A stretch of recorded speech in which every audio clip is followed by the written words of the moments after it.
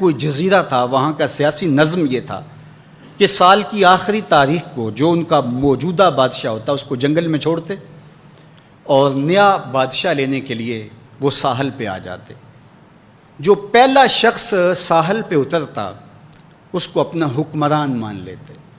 جو بھی حکمران بن جاتا وہ خوش ہو جاتا، حالانکہ اس کو بتا دیتے کہ ایک سال کے لیے تجھے منتخب کیا ہے، سال کی آخری تاریخ کو تخت سے اٹھائیں گے، باندھیں گے، جکڑیں گے، اور اسی جزیرے کے دوسرے کنارے ایک جنگل ہے جہاں خاردار جھاڑیاں اور موذی جانور ہیں، وہاں تجھے پھینک دیں گے۔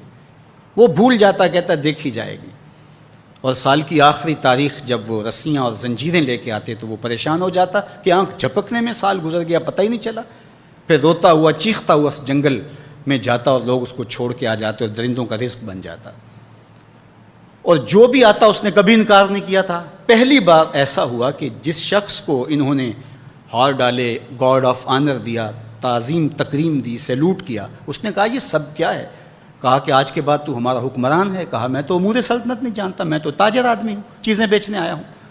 کہا کہ ہمارا اصول یہی ہے کہ سال کی پہلی تاریخ کو پہلا شخص جو جزیرے پہ قدم رکھتا ہے وہ ہمارا حکمران ہوتا ہے۔ اس نے کہا میں تو امور سلطنت کو نہیں جانتا، تو یہ کس طرح ذمہ داری قبول کر سکتا ہوں؟ انہوں نے کہا کہ تمہیں کرنا ہوگی، اس کے علاوہ کوئی راستہ نہیں ہے، ہمارا یہ قانون ہے، ضابطہ ہے، اور یہ بھی بتا دیں کہ سال کی آخری تاریخ کو تجھے اسی جنگل کے دوسرے کنارے چھوڑائیں گے جہاں موذی جانوروں کا رین بسیرا ہے۔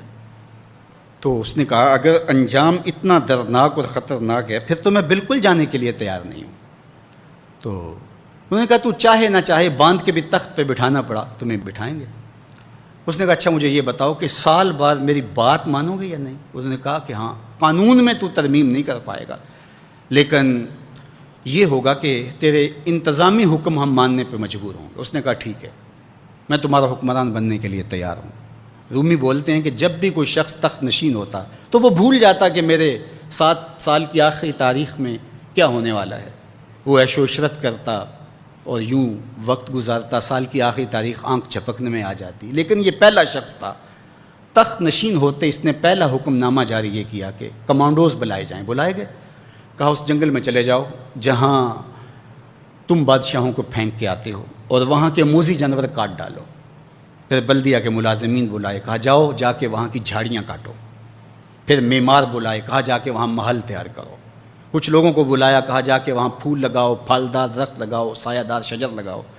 پوری حکومتی مشینری اس جنگل کو کٹوانے، وہاں کے موذی جانور قتل کروانے اور وہاں خوبصورت محل بنوانے، کنویں کھدوانے اور پھلدار درخت لگوانے میں صرف کر دی۔ اب سال کی آخری تاریخ کو جب وہ زنجیریں لے کر آئے تو اس نے کہا کہ مجھے کیوں جکڑتے ہو، میں خود جانے کے لیے تیار ہوں، اس لیے کہ یہ اس تخت پہ آرام سے نہ بیٹھا، یہاں بیٹھ کے تیاری وہاں کی کرتا رہا جہاں اس نے جانا تھا۔ کافر اور فاسق دنیا کے تخت پہ عیش کرتا ہے، بھول جاتا ہے کہ میں نے کہاں جانا ہے، اور صالح مومن اس تخت پہ آرام سے نہیں بیٹھتا، جہاں جانا ہے اس کے لیے تیاری کرتا رہتا ہے۔ اور جب جنازہ اٹھتا ہے تو وہ کہتا ہے اجلوا بی ولا تؤخروا بی، دیر نہ کرو مجھے جلدی لے جاؤ، میرا تو وہاں انتظار ہو رہا ہے۔ اور پھر جب وہ وہاں پہنچتا ہے تو القبر روضۃ من ریاض الجنہ، وہ جنت کے باغوں میں سے باغ بن چکی ہوتی ہے۔